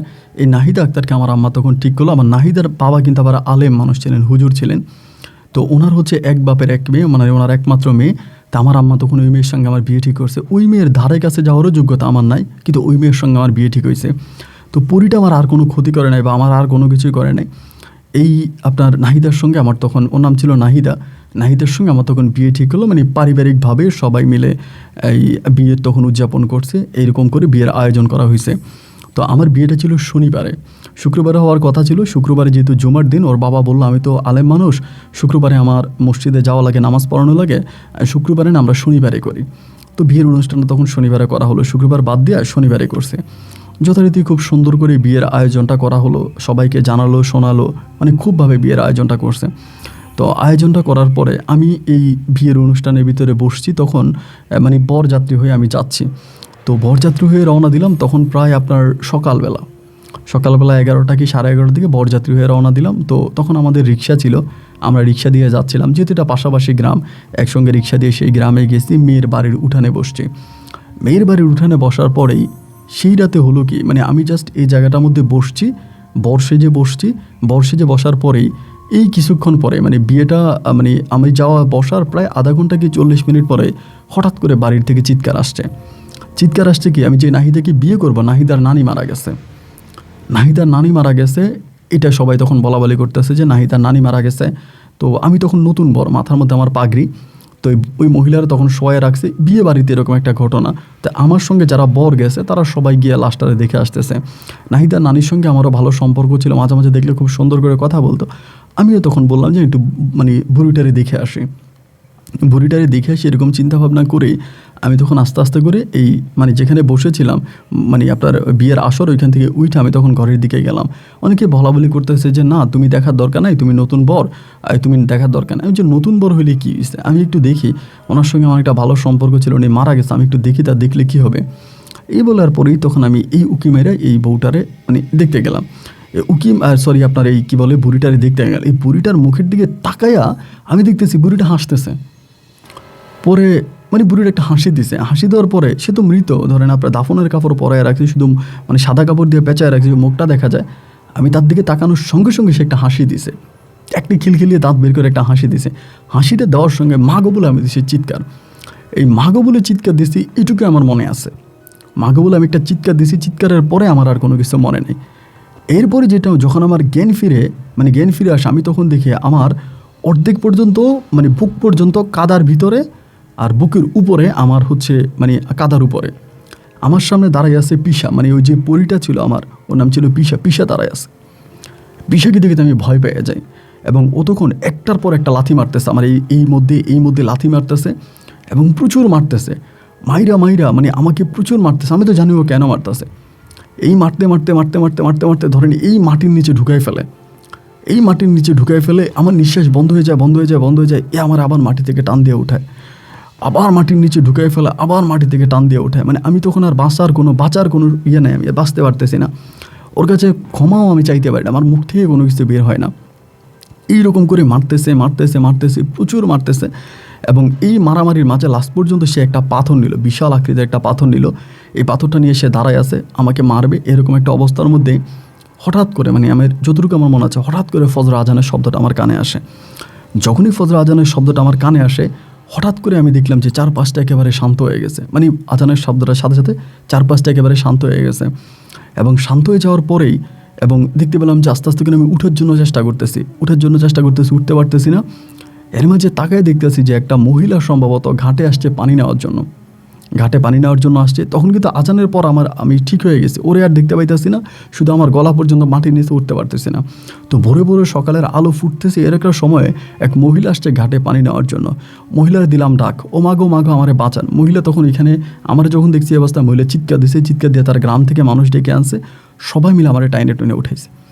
উঠানোর পরে আমারে বলে, তোমার বাড়ি কই? যেন আমি বাড়ির ঠিকানা বলছি, যে জায়গায় আমার আইনে রাখছে, যে খালের পাড়ে রাখছে, ওইখান থেকে আমার বাড়িতে যেতে সময় লাগে পাক্কা 1.5 ঘন্টা, অনেক দূরে। আমি তখন বললাম যে অমুক গ্রামে আমার বাড়ি। তখন তারা কেউই বিশ্বাস করে, আমার দিকে তাকিয়ে আছে, কি বলবো অমুক গ্রামে তোমার বাড়ি? আমি যে অমুক গ্রামে আমার বাড়ি। এই বলার পরেই তখন আমি কিন্তু শরীর নাড়াইতে পারি না, শুধু কথা বলতে পারি, হাত পা কোনো কিছু নাড়াইতে পারি না, শুধু মুখ দিয়ে কথা বলতে পারি অতটুকুই, বাট কথাও যে ক্লিয়ার বলতে পারি তা না। এই তখন তারা সবাই ধরাধরি করে আমারে নিয়ে মানে আপনার গাড়ি ঠিক করলো, কইরা আমার গোসল করায় পরিষ্কার করে আমার বাড়ি। তখন আমার গায়ে দুলার পোশাক, পাঞ্জাবি পরা, আমার বাড়িতে আনছে। বাড়িতে আনে তো সবাই আমার দেখে অবাক, এই থেকে আসছে, এই কোন জায়গা থেকে আসছে, এই কীভাবে আসছে। তখন আমি প্যারালাইজড হওয়া রোগীর মতো এভাবে শুয়ে আছি। মেয়ের সঙ্গে আমার বিয়ে ঠিক হলো, এবং বিয়ের আসর থেকে আমাকে এভাবে হঠাৎ করে সবাই, মানে আমি যতটুকু জানতে পারলাম পরে, যে আমি নাকি এই জায়গার মধ্যে বউ ওর নাহিদা দাদিকে দেখছি, দাদিকে দেখার পরেই নাকি হঠাৎ করে আমার আর কেউ পাচ্ছে না। আমি ওই সবার মধ্যেই ছিলাম, যেহেতু একটা লাশের মুখ সবাই দেখতেছে, আমিও সবার মতো গিয়ে লাশের মুখটা দেখতেছিলাম, এবং এই জায়গার মধ্যে হঠাৎ করে আমাকে দেখা যাচ্ছে না। আমি মুহূর্তের মধ্যে ওখানে নাকি হাওয়া হয়ে গেছি, এবং এরপরে এভাবে আমাকে তখন আনা হয়। তখন আমি অনেকটা অসুস্থ। তখন আমাকে ডাক্তারের কাছে নিয়ে যাওয়া হয়, যেহেতু আমি আর এই অবস্থার মধ্যে। তো এখন সবাই মিলে বলতেছে যে ডাক্তার দেখাইতেছে, পরে মেয়ের আর বিয়ে হয় না ওই জায়গায়। তো মেয়ের বাবা মা তখন বলে, ঠিক আছে, যেহেতু ছেলের একটা অ্যাক্সিডেন্ট হয়েছে, আর ছেলেটা আস্তে আস্তে ভালো হোক, এরপরে না হয় আমরা মেয়েরই বিয়ে দিব, একটু ভালো হোক। তো ভালো হওয়ার কথা বলতেছে, আমাকে আপনার রংপুর মেডিকেল কলেজে নিয়ে যাওয়া হয়েছে, ওইখানে রাখছে। ওইখান থেকে ঢাকা পিজিতে নেওয়া হয়েছে, পিজিতে রাখছে। টানা প্রায় 6 মাসের মতো বাংলাদেশে আমার চিকিৎসা চলে। 6 মাসেও কোনো ডাক্তার ধরতে পারে নাই যে আমার কি হয়েছে। 6 মাসেও কোনো ডাক্তার ধরতে পারে নাই আমার কি হয়েছে। এবং লাস্ট পর্যন্ত আমাকে তখন ইন্ডিয়াতে নিয়ে যাওয়া হয়। আমার পরিবার ইন্ডিয়া মাদ্রাজে নিয়ে যায়, সেখানে গিয়ে আমার চিকিৎসা করে। বহু বছর ধরে আমার চিকিৎসা চলে, বাট আমি ভালো হই নাই। তো নাহিদার বাবা তো নাহিদাকে এইভাবে ঝুলিয়ে রাখবে না, আর আমার মতো এরকম একটা মানুষের কাছে বিয়েও দেবে না। পরে নাহিদার অন্যত্রে বিয়ে হয়ে যায়, আমি আর ভালো হই না। এখনও আমার বোনেরা আছে, আমার বড় বোনের মেয়ে ওই আমাকে দেখাশোনা করে। আমার বড় বোনের মেয়ের নাম জান্নাত, আমার একেবারে বড় বোনের ভাগ্নিটা আমার জান্নাত আমার দেখাশোনা করে। তো টাকা পয়সার ভাই এখনও আমার কোনো কিছুর অভাব নাই। এই পরি আমাকে যা দিয়েছে তা দিয়ে আমার ঘর বাড়ি সব কিছুই হয়েছে। আমার বাজারে ব্যবসা হয়েছে, আমি বহুতল ভবন করেছি, ওইখানে দোকানপাট করেছি, মোটামুটি টাকা পয়সার অভাব নাই। কিন্তু আমি এখনও সেই প্যারালাইজড মানুষ, শুধু কথাই বলতে পারি, হাত পা নাড়াতে পারি না। বিছনার মধ্যে পায়খানা করি, বিছনার মধ্যে প্রস্রাব করি, মুখ দিয়ে যখন গিলি এই পর্যন্ত, এর নিচে কি হয় এর কোনো কিছু আমার হদিশ নাই। আমার যখন গোসল করানো হয়, আমি দেখতেছি আমার পায়ে হাতে আমার বোনেরা আমার ভাগ্নি ধরতেছে, গোসল করাইতেছে, কিন্তু আমি শরীরের কোনো বোধ পাই না। ওরা যে ধরতেছে আমি দেখতেছি ধরতেছে, কিন্তু আমার শরীরে কোনো অনুভব হয় না। তো যাই হোক আপন ভাই, আমার ভাগ্নি জান্নাত আপনার গল্পগুলো শোনে, এবং আপনার গল্পগুলো শুনতে শুনতে সে আপনার এই ইন্ডিয়ার একটা লোকের গল্প শুনেছিল পলাশ নামের। আপনি একজন পলাশ সাহেব, সে হিন্দু ছিল, পরে মুসলমান হয়েছে, সে সিলেটে আসছে, তার গল্পটা আমার ভাগ্নে শুনছে, শুই না আমারে বললো যে মামা এমন এমন ঘটনা, এই পলাশ নামের এক লোক আছে, সে নাকি পুরী দ্বারা চিকিৎসা করে। তো আমার ভাগ্নি আমারে বললো যে আপনার আমার গল্পটা আপনাকে বলবে, যদি আমার ভাগ্নি আপনাকে আমার গল্পটা বলে, আপনি আমার ভাগ্নির সঙ্গে যোগাযোগ করে মেহরবানি করে ইন্ডিয়ার ওই পলাশ সাহেবের নাম্বারটা আমার ভাগ্নিকে দিয়েন, আমি সর্বশেষ চিকিৎসাটা তার মাধ্যমে করতে চাই, যদি আল্লাহ তাআলা একটু সুদৃষ্টি দেয় আমি ভালো হতে পারি। আপনার জন্য দোয়া রইল, যদি কখনো রংপুরে আসেন আমার পাশে আপনার দাওয়াত। ভালো থাকবেন, আসসালামু আলাইকুম। প্রিয় বন্ধুরা, সবাইকে অনেক বেশি ধন্যবাদ এই পর্যন্ত আমার সঙ্গে থেকে রংপুরের ভাই মোহাম্মদ সজীব সাহেবের জীবনের এই বাস্তব ভয়ানক গল্পটা শোনার জন্য। আমি এই গল্পে যাওয়ার আগে আরেকটা কথা বলি, আমি যদি ভুল না করে থাকি সম্ভবত 1516 কি 17 এরকম একটা পর্ব হবে, পলাশ বলে একজন হিন্দু লোকের গল্প আমি রেকর্ড করেছিলাম ইন্ডিয়া থেকে, এবং এই নাম্বারটা অনেক মানুষ আমার কাছে চেয়েছে, অনেকে ইমেল করেছে প্রচুর পরিমাণের, প্রায় 200-র উপরে ইমেল আসছে, এবং আমার ইমুতেও অনেকেই নক করেছে নাম্বারটার জন্য।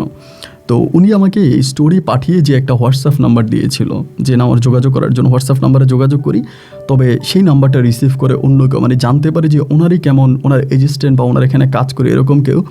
তো সেই ছেলের সঙ্গে কথা বলে যে পলাশ ভাইয়ের সঙ্গে কথা বলবো, উনি কোথায়, পরে বলে সে তো ইন্ডিয়াতে গেছে এবং ঈদের পরে সে আসবে, যদি আসে আপনার সঙ্গে আমি যোগাযোগ করাই দিব। তো আমি ছেলেকে বললাম যে যদি ইন্ডিয়াতে আসে অবশ্যই আপনার সঙ্গে যোগাযোগ আছে, নাম্বারটা আমাকে একটু দেন। বলে না, আমি ওনার অনুমতি ছাড়া নাম্বার দিতে পারবো না, যদি উনি অনুমতি দেয় নাম্বার দিব, আর অন্যথায় আপনি এই ঈদের 3 থেকে 4 দিন পরে যোগাযোগ করেন, উনি ওখানে ঈদ করে চলে আসবে দেশে, মানে ইন্ডিয়াতে চলে আসবে। তো এই হলো ঘটনা। এবং আমি আসলে এবং আজকের গল্পে যাই, সজীবের গল্পটাতে যাই। সজীব সাহেব আমার খুবই বয়স্ক একজন মানুষ, সিনিয়র একজন লোক, এবং ওনার গল্পটা সত্যি হৃদয় স্পর্শ করার মতো একটা গল্প। আমি বারবার বলেছি, আগেও বলি, এখনও বলি, পরীরা যা দেয়, জিনেরা যা দেয়, তার থেকে অনেক বেশি কিছু নিয়ে যায়। আমারই এক দুঃসম্পর্কের আত্মীয় অনেক বড় কবিরাজ হয়ে গিয়েছিল, মানে এত বড় কবিরাজ বলার মতো না, টাকা পয়সার মালিক, চিটংয়ে বাড়ি, ঢাকায় বাড়ি, দেশের বাইরে বাড়ি করছে, আমেরিকাতে পর্যন্ত সে বাড়ি করছে, এত টাকা পয়সার মালিক সে কবিরাজি করতো, এবং গোটা আপনার এশিয়া মহাদেশে আমার কাছে মনে হয় হাতে গোনা কয়েকটা ভালো কবিরাজের মধ্যে একজন ছিল। আমার বয়স তখন মোটামুটি অনেক কম, সেই মুহূর্তে উনি কবিরাজি করে, এবং কবিরাজি করতে করতে একটা পর্যায়ে সে পাগল হয়ে যায়। স্টিল নাও এখনও ওনার নাম মোহাম্মদ গফুর, এবং ওই গফুর সাহেব এখনও পাগল হয়ে আছে, বাড়ি চিটংয়ে এখনও সে পাগল, কিন্তু তার অর্থ সম্পদের অভাব নাই, তার ছেলেমেয়েরা সেই সময় সম্পত্তি ভোগ করে, বৃদ্ধ বয়স পর্যন্ত সে এখনও ল্যাংটা রাস্তায় চলাফেরা করে, এমন একটা অবস্থা। তো এই জন্যই বলি, জিনপুরীরা যা দেয় তার থেকে অনেক বেশি কিছু কেড়ে নেয়, তাদের থেকে কোনো কিছু আনার চেষ্টা করবেন না, এবং তাদের থেকে কোনো সুবিধা নেওয়ারও চেষ্টা করবেন না। চাওয়ার মালিক একজন, তিনি কে? রাব্বুল আলামিন। হাত তুলে তার কাছে যান, সেই আপনাকে দেবে। বন্ধুরা, গল্প কেমন লেগেছে? এবং গল্প যদি ভালো লেগে থাকে তাহলে অবশ্যই আপনারা গল্পটা শেয়ার করুন আপনার প্রিয় মানুষের সঙ্গে। আর আমার ভালোবাসার মানুষদের কাছে এই ঈদের দিনে একটা প্রিয় চাওয়া, সেটা হচ্ছে যারা 500 বৎসরের পুরনো, মানে 500 বছর তো সেই এলাকার লোকজনে পেয়েছে, তারও কত বৎসর আগে এই মসজিদ প্রতিষ্ঠা হয়েছে সেটা কেউই জানে না।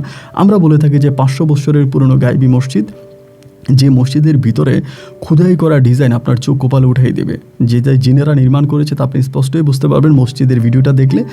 এখনই এখানে ক্লিক করে আপনারা চট্টগ্রামে সে হামুদিয়া মসজিদের আল্লাহর অলৌকিক ঘরের সে ভিডিওটা দেখে নেবেন। সবাই ভালো থাকবেন, সুস্থ থাকবেন। আজ এখানে বিদায়, দেখা হবে নতুন দিন নতুন কোনো গল্পে। ঈদ আনন্দ বই আনুক প্রতিটা মানুষের ঘরে ঘরে, সেই শুভকামনায়। আল্লাহ হাফেজ অ্যান্ড আসসালামু আলাইকুম।